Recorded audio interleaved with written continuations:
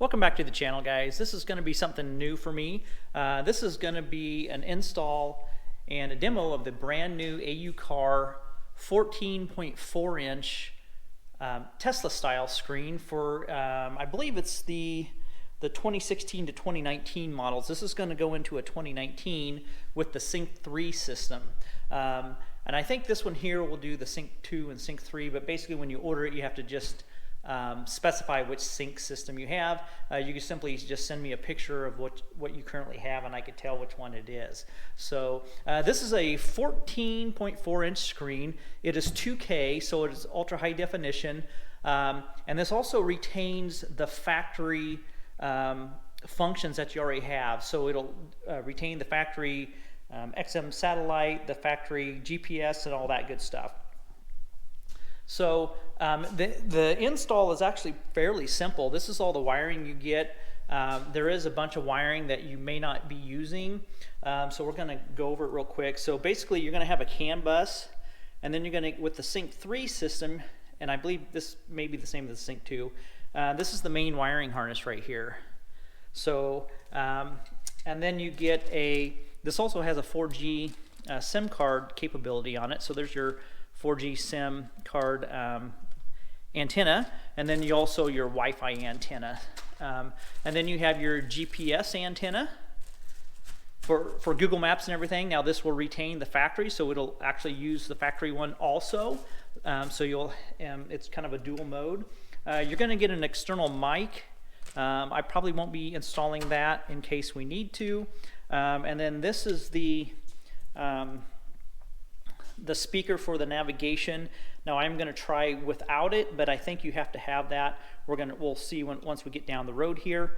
And then this is a connection that goes from the Sync 3 system to the head unit.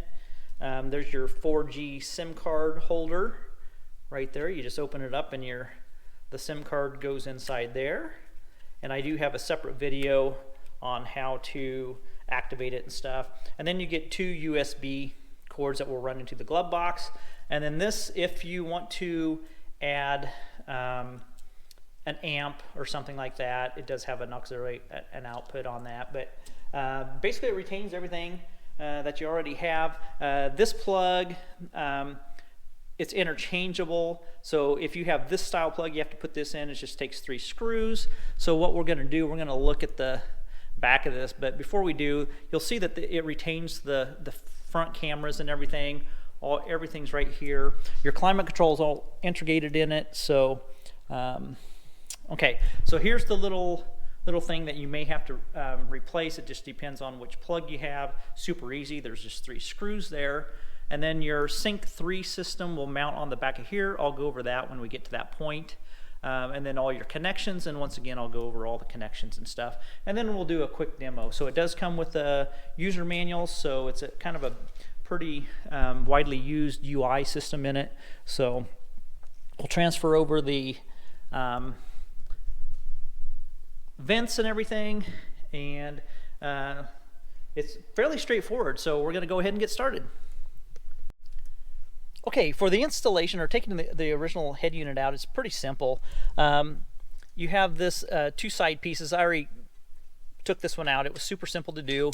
So make sure and use some plastic pry tools like this. So I got a really thin one, and I started up here, got this started, and then kind of worked my way down, and it all pops right out. Very simple. And then you're going to have 1, 2, and then 3, 4. I think you just have 4 screws, and this whole thing comes out. So we're going to go ahead and get it out, and you'll see this is for the Sync 3 system. This is a 2019 Platinum or Premium. I can't recall which one, but it has the top of the line Sony system in it. And you know, like I say, it's going to retain all the factory functions and everything. So we'll go ahead and get started. We have the main unit out. Very simple, 4 bolts, and it just comes right out. And then there's only one connection that you have to disconnect, and it's that one right there.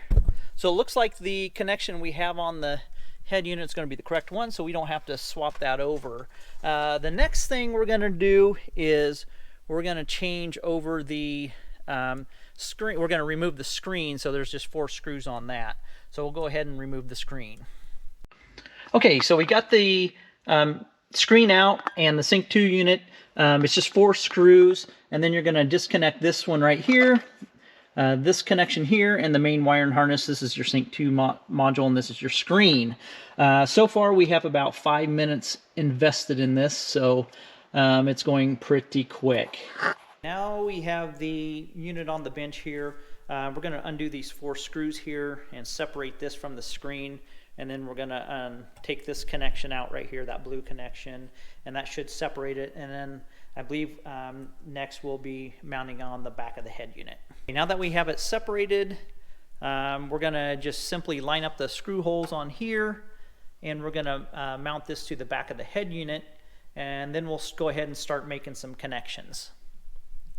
All right, before we make the connections, we need to transfer the vents over to here. So you'll see there's 2 white clips right here. Those clips need to be transferred to the center here. And then you just unscrew, looks like some Torx screws here. There's 4 of those. So we're going to go ahead and unscrew that and transfer that over. Once you get the vent mounted in here, you're supplied with some small little black screws, and that's what you're going to mount, attach this to. I guess you don't need to transfer on this one. You don't need to transfer over the little white clips there because these aren't here. So we're just going to transfer. We're going to set this here, and it just kind of clicks in. You just line them up right here, and it kind of clicks in, and then you just screw it with the provided screws. We ran all the wires through. There's a hole right here in the glove box, and everything just feeds right through. So we have everything in here. We have the antennas, the 4G antennas, the wireless antennas. We have the USB ports, and also the 4G SIM card. Now I think I'm gonna mount these antennas up in here. And we'll see what kind of reception. We could always remove them if we want to. So, and move them. And you can move them anywhere you want to. If there's a place that you think would be better to run these, you know, maybe even you could even mount one like right here, and maybe one over there. Maybe that'll be what I do. You can mount them anywhere, and then we got to figure out where we're going to mount the speaker, and then also the GPS antenna. I'm going to try and mount the GPS antenna inside the dash somewhere or inside here, and we'll see if we get any reception or anything.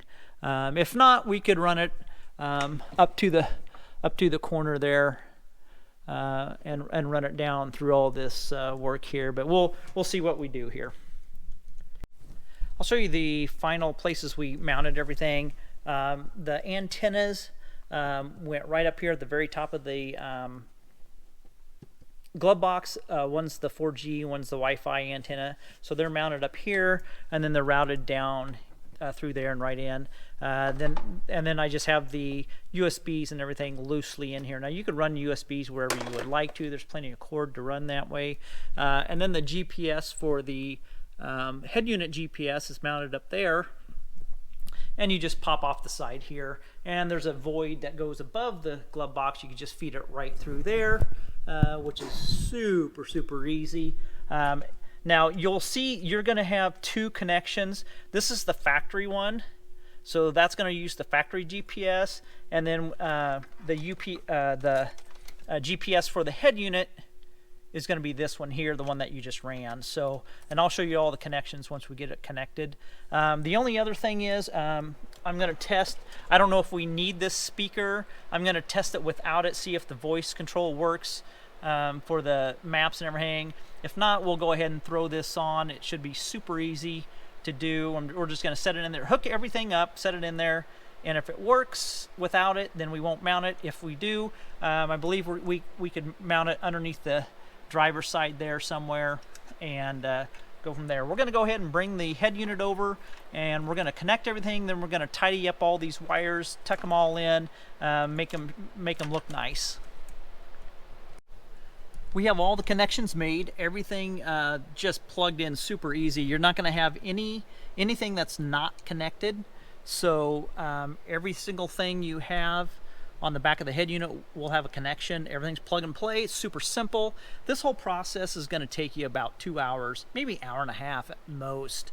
It's super easy. I'm going to do a demo. I just fired it up, and it fired up just fine. Everything works. So I'm going to do, I'll do a brief rundown on that. I may do a separate video, but this is just kind of the install. I'm going to go ahead and tuck all the wires, get them all tidied up, and get this mounted into place, and then we'll look at the final product. Now that we have it all installed, we're going to go ahead and kind of go through some of the functions and features of this. This is a 2K screen, so it's really high definition. It absolutely fits perfectly in here. So let's go ahead and fire it up.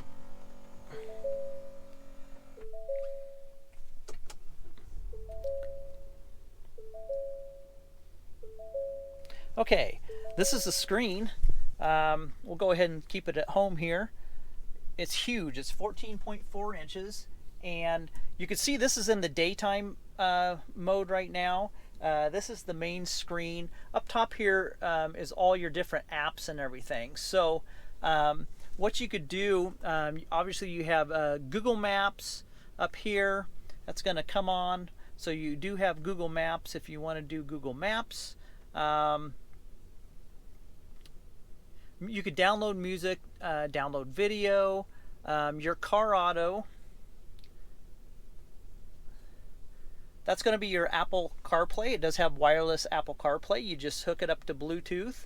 And it also has wireless Android Auto, and also you could plug it in for Android Auto. But for Apple CarPlay, it looks like it's just wireless only, which is really okay because it does work well. Then you have your Bluetooth calling and everything. Bluetooth music, so you could be streaming on your phone. Let's see. And then you could add apps up here too. You can customize this. Now one thing that I am going to do, I'm going to turn the lights on, and you'll see that it'll go into the night mode. So I'm going to go ahead and leave it on the night mode, a little better, easier to see. So at the bottom here you have your climate control. So you could just touch the climate control there, and there's all your features. Here's your seat warmers and your seat coolers. It's all right here. Fan speed. You could increase the fan here. There's two ways you could operate this system here.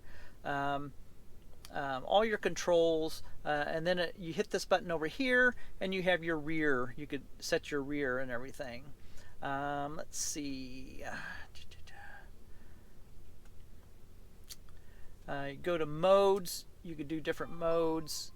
We're just going to go ahead and put it down below. And then, of course, you have your power button, dual mode, auto, outside air, just all sorts of stuff. And then on the very bottom here, you have your volume for your radio, and then also your fan speeds right here. So that's how you do your fan speed, and also you could change your temp up here. So, and then turn the air conditioner on and off there. So there's all the buttons lit up. Pretty cool. And this is the main screen. Now, if you go over to settings, you could go to. They do have a modern style. Go to home, and then you could completely customize this. You could change the backgrounds on it. You could do all sorts of things right here. So this is a fully customizable deal right here. So let's see. Let's go back to the settings, and let's go back into the classic style. And we'll kind of, and I didn't show, I guess this has the front cam. So there's your front cam on there. And then it also, of course, has the rear cam. So when you put it in reverse, of course, it has all the radars and stuff. So and it does have the track line. So when you turn it, it does move along with it there. So that's kind of cool too. Let's see. I don't know what else I could go through, but it's a pretty detailed head unit, and I think this is probably one of the greatest improvements of this Ford Explorer. But even the screen, it matches the color combo, and everything matches what's on the dash. So I tell you what, this is pretty awesome. If you want to know more information about it, you can go to my website, www.elliottmotorsports.biz. You could shoot me an email at caymanspyder@gmail.com. And I guess that is it. Thanks so much.